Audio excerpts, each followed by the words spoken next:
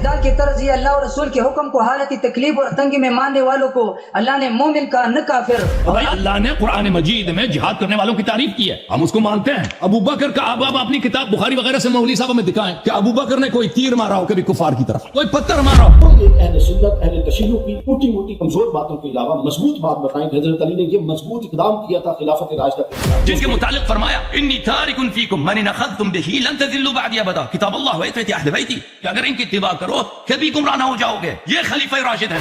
ٹھیک ہے نا, میرے خیال میں ایک زیادتی ہو جائے گا کہ اہل سنت کا جو عقیدہ ہے اس میں وہ کوئی باطل عقیدہ ہے. اس کی وجہ یہ ہے کہ ان کو کوئی قطعی نص پیش نہیں کی جاتی. اہل بیت طاہرین علیہم الصلوۃ والسلام کے نصوص امامت سے حدیث ثقلین ہے, حدیث ولایت علی ولی کل مؤمن من بعد, علی علیہ السلام کا نفسی وانفسنا وانفسکم انت منی بمنزلۃ ہارون من موسی. جب یہ کہتا ہے کہ ہمارے کتاب میں لکھا کہ علی علیہ السلام نے قرآن کے خلاف فتویٰ دیا, یہ ہمارے لیے کون سی حجت ہے؟ تمہارے تو کتابوں میں لکھا ہے کہ پیغمبر صلی اللہ علیہ وسلم نے بھی قرآن کے خلاف فتویٰ دیا. تم نے تمہاری کتاب بخاری میں لکھا ہے کہ رسول اللہ صلی اللہ علیہ وسلم نے بتوں کے سامنے نماز میں بتوں کی تعریف کی ہے, بتوں کی تسبیح پڑھی.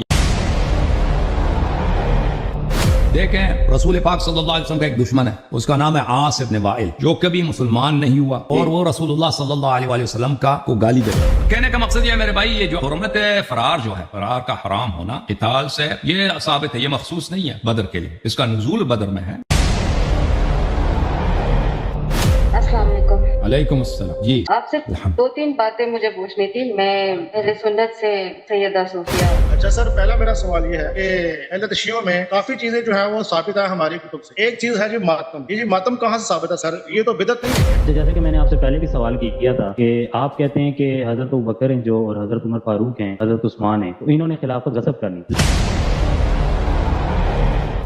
جب سے میں نے آپ کو سننا شروع کیا, اہل البیت کی محبت میرے دل میں اتنی بڑھ چکی ہے, الحمدللہ رب العالمین. 1-2 آپ سے کویشچن کرنا اور اس کے بعد مجھے آپ حق پڑھائیں گے, کلمہ پڑھائیں گے. یہ ریکویسٹ کرنی تھی کہ آپ مجھے جو ہے شیعہ کا کلمہ پڑھا دیں. اور میرا کوئی سوال تھی.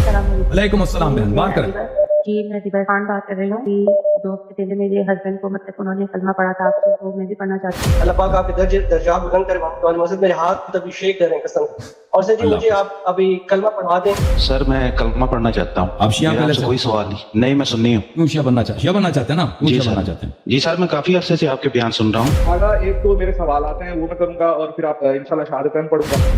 ہم آپ کو 4 سالوں سے سننے لگا تھا. جی دین حق اہل بیت اکرام کی طرف ہم آنا چاہتے ہیں, اگر آپ اجازت دیں تو ہم 2-3 سوال کر لیں آپ سے. بسم اللہ, بسم اللہ بولیں. بسم اللہ الرحمن الرحیم. بسم اللہ الرحمن الرحیم. اشهد ان لا اله الا الله اشهد ان لا الہ الا اللہ واشهد ان محمدا واشهد ان محمدا صلی اللہ علیہ وآلہ وسلم صلی اللہ علیہ وآلہ وسلم واشهد ان امیر المؤمنین واشهد ان امیر المؤمنین علی ابن ابی طالب علی ابن ابی طالب خلیفۃ اللہ. ہم نے آپ سے ایک چیز سننا ہے, آپ ابھی مومنین بھی سنیں گے. میں نے آپ کے اپنی زبانی سے ایک دفعہ سنا تھا, آپ کا ایک ایکسیڈنٹ ہوا تھا اور آپ نے توسل کیا تھا حضرت شاہزادہ علی اصغر علیہ السلام سے. جتنا دیا ہے خون محمد کے دین کو, اصغر نے ماں کا دودھ بھی اتنا نہیں پیا. وہ سنت تکلیف میں رہی اور اپنی دولت لوٹاتی رہی, لیکن جو خاص طور پہ شیب ابی طالب 3 سال جناب ختیجہ میں گزارے ہیں, وہ تکلیف کسی اور زوجہ نے نہیں اٹھائی. جو خدا صلی اللہ علیہ وسلم گمراہی سے بچنے کا طریقہ بتا گئے. اللہ کی کتاب اور میری بیت علیہ السلام کے ساتھ متمسک رہو. ہمارے تمسک کی حالت یہ ہے, جان کو تو سینے سے لگا کے پھر رہے, لیکن اہل بیت علیہ السلام کے معاملے میں درود تک پڑھنے کے لیے ہم تیار نہیں.